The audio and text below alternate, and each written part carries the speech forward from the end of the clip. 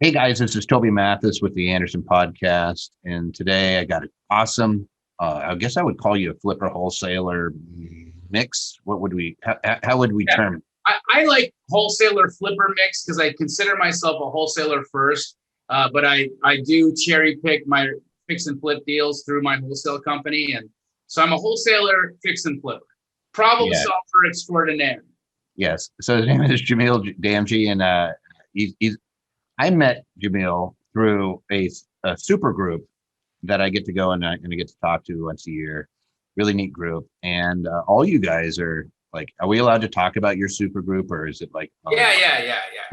Let's talk about it. It's all wholesalers. They're all killing it. They're all seven-figure plus wholesalers, which people always scratch their head and go, what the heck is wholesaling? Number Yep. one. And then they go and say, how do you make seven figures wholesaling? And voila, that's why we bring guys like Jimmy along. So like, how did you get into it? Man, I got into it by accident, Toby. So let's rewind to 2002 when I got into the business. I had no real estate background. In fact, I was supposed to be a doctor, right? I'm East Indian. My parents, they were like, "You're going to be a doctor or a lawyer or an engineer." I had three options, choose one, right? So I was going to be a doctor. I got a degree in physiology. And one day I just snapped. I said to my mom and dad, I'm like, I can't do this. I don't want to be a doctor. I can't stand the sight of blood. I only want to be a physician for the money, and I don't think that's the right reason to be a doctor. So I'm not going to do this, right? And so I left and I went into entrepreneurship. Broke their heart for a little while. That's fine. They're happy now. But Now they're happy. They're like, come over here and fix my house. Yeah. Or hey, pay this bill. But the fun part of being an entrepreneur is you don't know what's coming, right? You don't know what life's going to look like. And so here I am in 2002, and I'm in a media company, right? And my job is cold calling business owners, convincing them that there's this thing called the internet that's going to change the way we do business. That and people aren't buying it, right? They're like, I'm literally calling business owners out of the yellow pages to convince them to purchase a website from us. So back then we would charge $600 for a 5-page simple website, a home, about us, contact information, gallery, and something else, list of products and services. And we would charge $600 for it, but ultimately it cost me $700 to make one of those $600 websites that I sold. Okay, so I'd lose $100 every time I made a sale, right? Not very smart, but really, really the best way to start an entrepreneurial journey, right? Just not really knowing much, but bootstrapping it. Anyhow, I'm walking by my business partner's office, and he's having a conversation with his dad. And they're talking about a real estate deal they're in where they're making $160,000 on this project. And for a guy who's losing $100 every time he makes a sale, I listen, right? Interject myself into the conversation and I ask, what are you guys talking about and how can I get involved? And very quickly they say, you can't. You have no money, you have no experience, you have no license. There's no way for you to do this. Stop listening to us and go back to losing money in the call center. But I don't take that as a firm no. I hear that they're looking for more of these building lots. They're griping about how they can't find enough of these building lots. And so I ask what that's about. And they say, we need these old bungalows that are on 50 by 120 foot lots, zoned R2 that we can demolish and put these new duplexes on. If you can help us find those, there's a place for you to make some money. So boom, I have an in, right? The next day I'm walking my dog. And I live in a neighborhood where this development is happening. And so these little bungalows on 50-foot lots are all around me. And I'm walking my dog down a street where there's a rental that I'd actually tried to rent 3 months before, but I couldn't afford it. It was $200 a month out of my budget. That's where I am in life, right? $200 makes or breaks where I live. I remember those days. So yeah, right. So I call the number and I asked the lady if she's interested in possibly selling instead of renting. She's, it's been available for 3 months. She's been unsuccessful renting the property. Possibly she might want to sell it. And she said, yeah, for the right price. And I asked what that was. She said $350,000. So I rushed back to the office. I talked to my partner and I asked what his dad would pay for this house. and they say 400 grand. So now I have a $50,000 problem, right? I have no money. I can't buy this house, but they'll pay 400 for it. So what do? So I do what I know what to do, and I get into the yellow pages and I start calling lawyers. Mhm. I call all the way down. I call every single, and I can't get a hold of anybody. Their secretaries are blocking me right off the hop. You know how it is, Toby. You know how it is. No idea what you're talking about. I couldn't get you on the phone if I wanted to. I'd have to go through several layers of filtration before I get to even be on this podcast, right? So with that said, you're busy, and as are all attorneys. This guy is so fresh out of law school, he doesn't have a secretary yet. He answers his own phone. That's perfect. And I got all the way to S. His last name was Steed. David Steed. I'll never forget you, David Steed, because he picked up the phone and he told me exactly what I needed to do. In Canada, we call this transaction a skip transfer. And he explains to me that I need 2 contracts, one where I purchase the property, where I'm the buyer. And he said, it's really important that you write your name in as your name and or nominee. And then you need a second contract where you're the seller and you're going to sell it to that person that's willing to pay you $400,000. I'm going to email you both contracts right now. What you do is get these filled out and bring them to me. And in a few weeks, once we do all of the conveyance, I'll have a check for you. And that was it. And that's exactly what I did. And I did get a $48,000 check when it was all said and done. He took his $2,000 in fees. And I'm sitting there looking at this thinking, what am I doing? This is the coolest thing I've ever seen in my life. I thought I invented wholesaling at that time, Toby, because there was nobody teaching it. The internet was brand new. I hadn't watched any of the infomercials on TV because I'm in Canada, and Ron LeGrand's not advertising in Canada, right? So here I think I invent this amazing business model, and I go all in.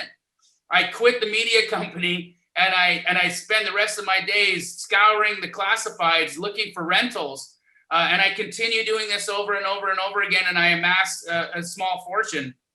I move out of. Sorry, go ahead. Was this in Canada? Yeah. Where in Canada? Calgary, Alberta. Wow. Yeah.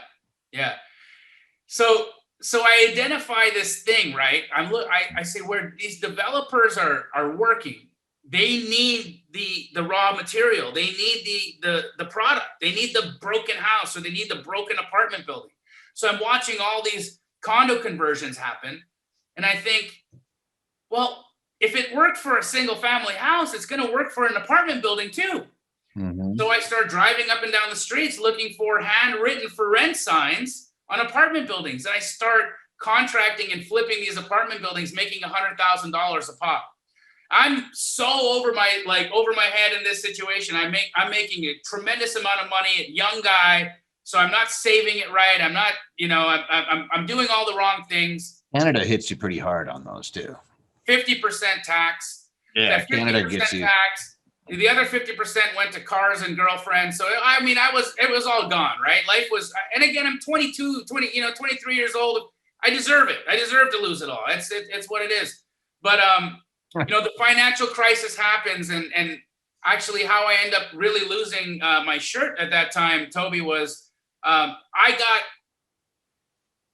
decided I didn't want to be this deal finder, middleman anymore, because I didn't even know the term wholesaler that existed. I wanted to be more than the middleman. I wanted to be the developer. So the next 4 buildings that I found, I actually took all the cash that I had been saving and I put them down as down payments. Oh boy.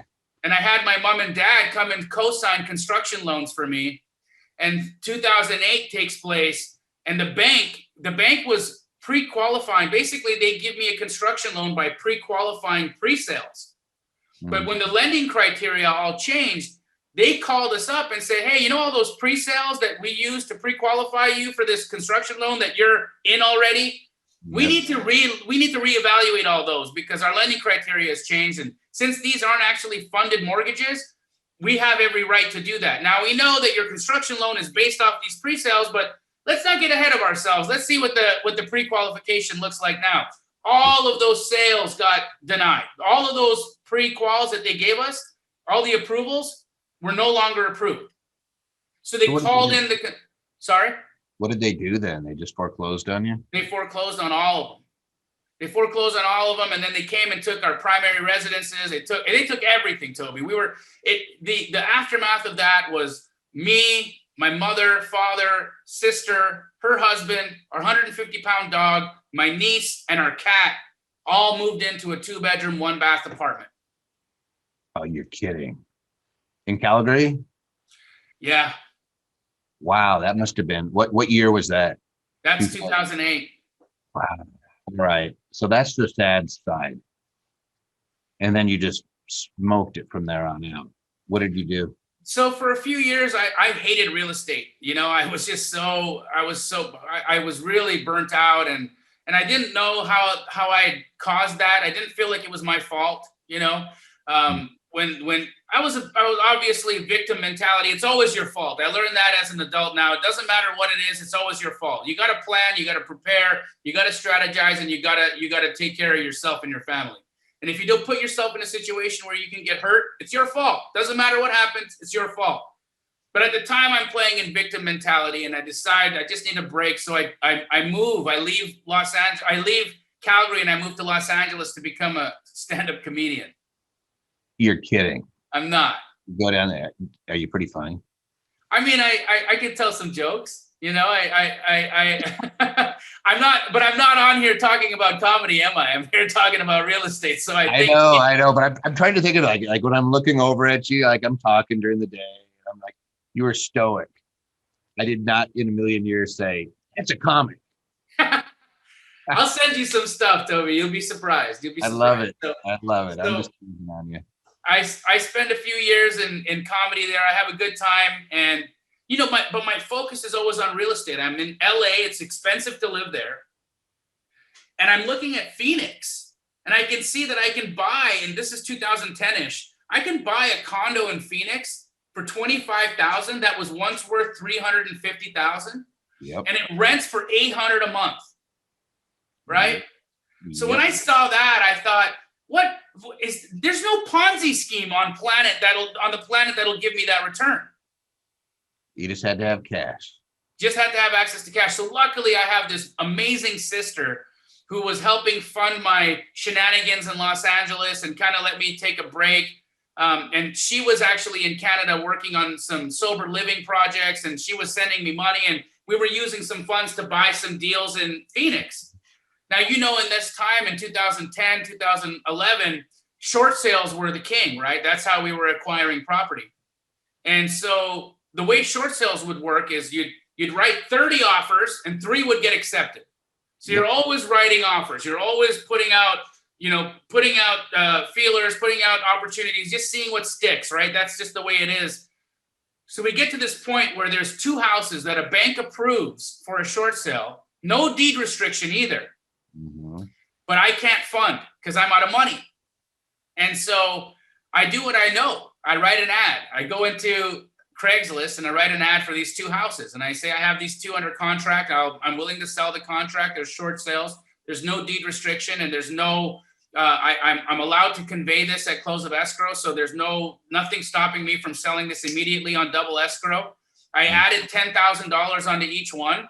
15 minutes later, I got a call from somebody who walked by and said, I'll take these deals from you. I'll take them both. So in 15 minutes, Toby, I made another $18,000 after closing costs. And I'm thinking to myself, what the heck am I doing here in LA telling bad jokes?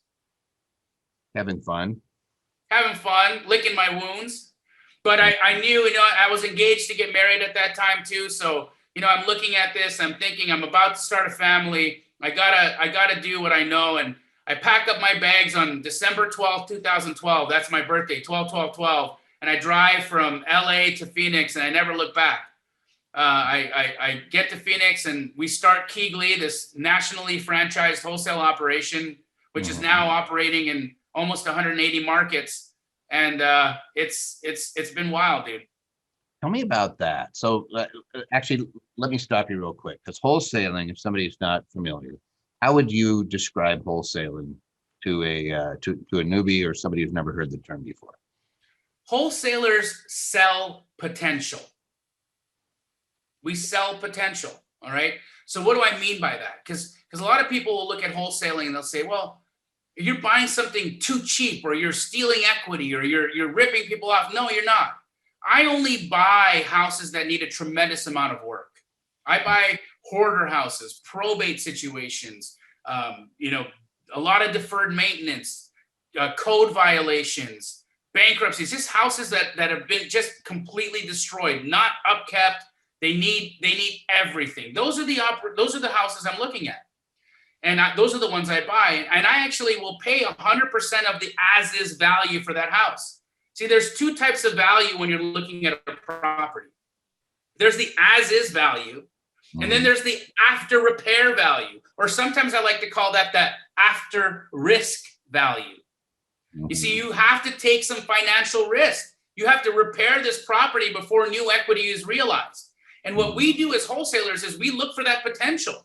We look at a house and say, hey, this junker house right now, if we dressed it up and fixed it up and got it all pretty, it has the potential of selling for this much. So what I do as a wholesaler is I say, if I can buy it here and the potential is here, I'm going to sell this much of it for a fee. So I sell a portion of the potential of that project, and somebody else will go in and go vertical on it and fix it up and make money on it. But I make a little bit for selling the contract, selling the opportunity, selling the potential. That's all I do. And I'm sure you've heard everybody like, oh, you can't do that, or that's horrible, or you're taking advantage of somebody. What would you say to those folks?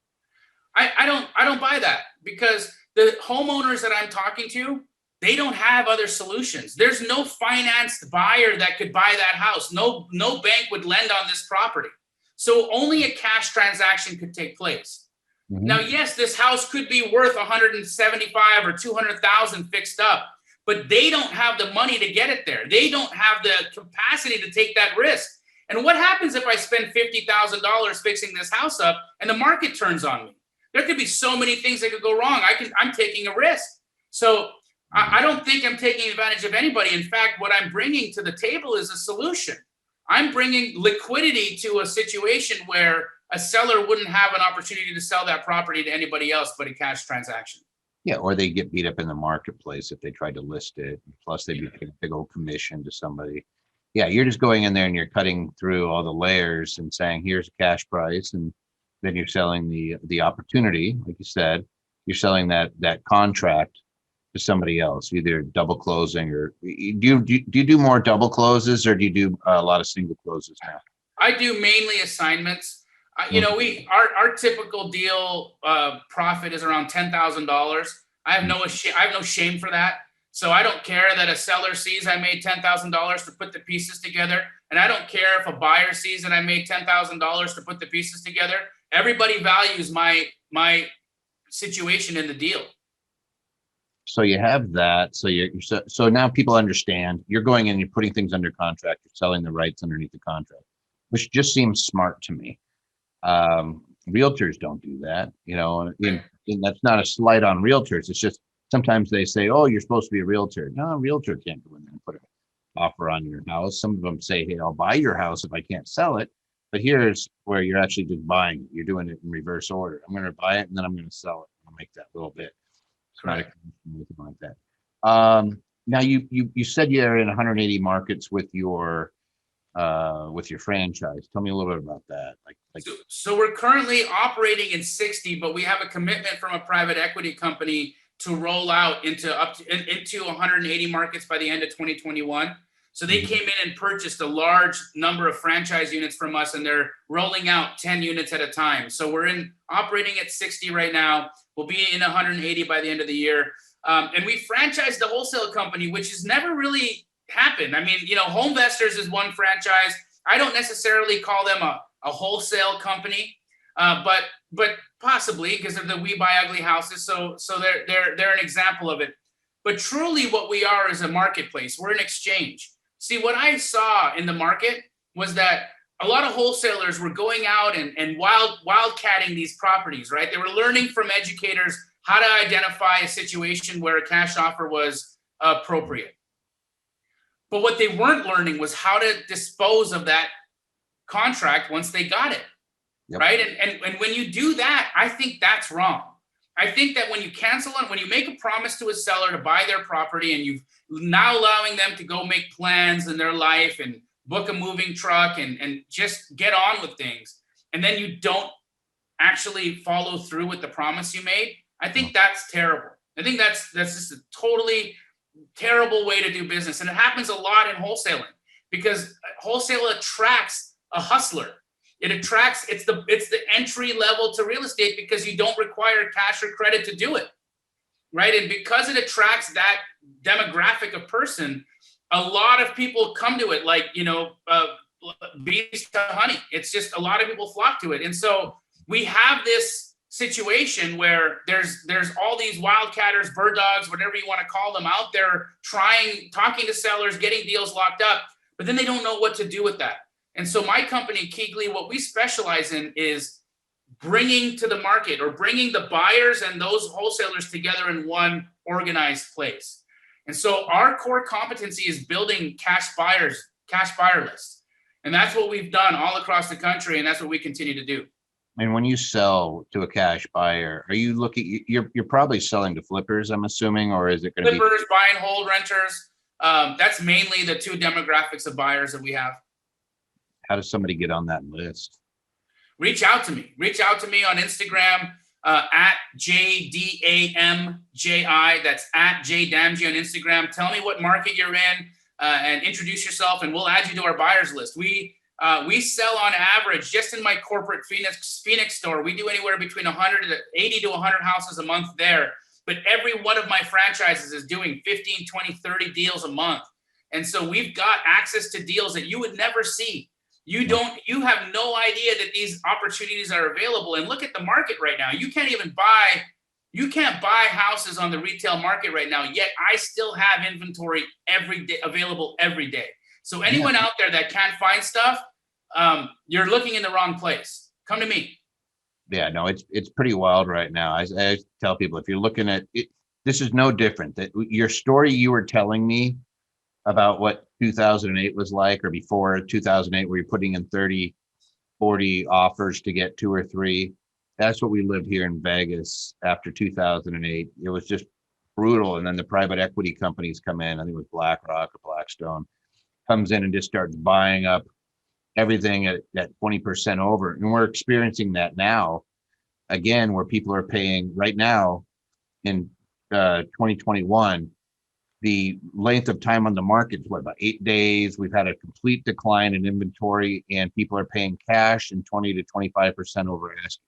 If you're looking at the MLS, you've already lost. So you have to go find deals, and there's still good deals. It's not dressed up and pretty like it's all ready for you to move into, right? You're probably going to be buying somebody else's problem that you're going to end up having to, put a little spit on and clean up a little, make it look good.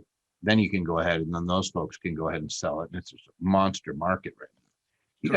You guys got to be killing it right now.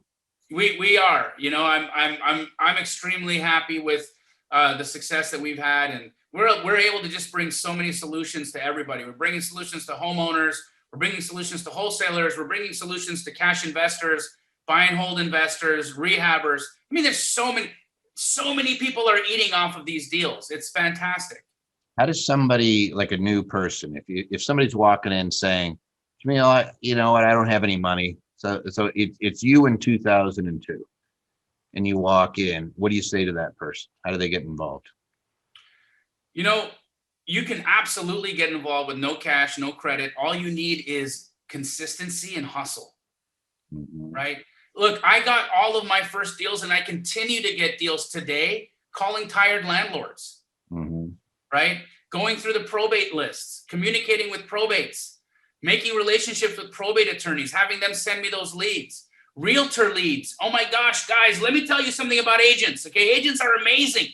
They're amazing, but they don't want these junky houses because they're not financeable. When a high power agent wearing Jimmy Choo shoes walks into a junker house where there's feces all over the floor, do you think that agent is at all interested in that listing? No, it's not in a price point they want. They know it's not financeable on the retail market. They need a cash solution.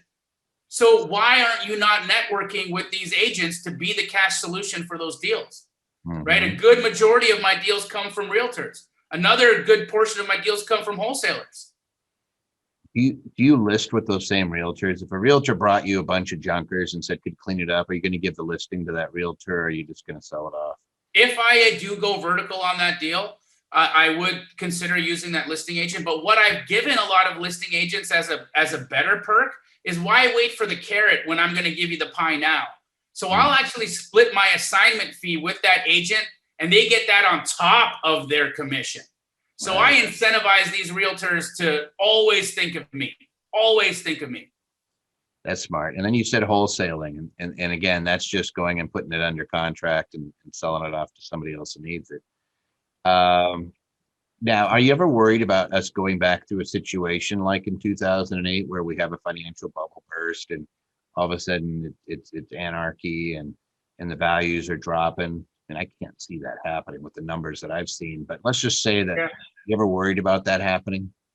Well, here's the indicators that tell me that a repeat is not necessarily in the horizon. Course of correction can take place, but this is why I think a repeat's not on the horizon. Our lending criteria is way stronger than it was back then. You're not getting these fictitious loans, right? Those were fictitious loans. Those were fictitious borrowers at some points, right? Like, this wasn't real paper. So the lending qualifications are way harder now. Second, we are printing so much money right now. We are printing so much money that inflation is a true fear. Why do you think these private equity companies are parking their money in housing? They're hedging cash flow and inflation. That's going to provide them a much better return than anything else that they could put their money in at this point. You combat inflation by lowering interest rates. How long are you going to be able to keep them down to, what is it, 0 to 25 basis points? It's just going to, which makes it really cheap to go buy the houses, which drives the price up because you have so much demand for them. It's the same thing that's going on over and over. Be interesting to see whether the inflation stuff actually comes around, other than you're going to see housing costs get driven up. Wood costs. Oh my God, wood, what did it triple during the pandemic? And it's still high. It's still way higher than it was. I mean, material, it's going to cost so much more money for a new construction house to get built. So that's a problem. And that's going to have more upward pressure on housing. But in addition to that, I believe we're in an artificial market right now with the amount of private equity in the space. We aren't seeing natural market cycles. As new inventory pops onto the market, who's coming in and gobbling all that up? Private equity for the most part. And do you think they're going to allow housing prices to depress when they're holding such a large position in it? Not a chance. You know how much they're holding? Because we see that. I'm a buy and holder, and I see these guys come into markets. They ruined my market in Vegas. They drove the prices up like crazy. But do you have an idea? Have you seen any of that, or are you just seeing it because you're selling them off? I'm seeing it because I'm selling it off, but it's hundreds of billions of dollars, Toby. I mean, I don't have an exact number, but it's a massive amount.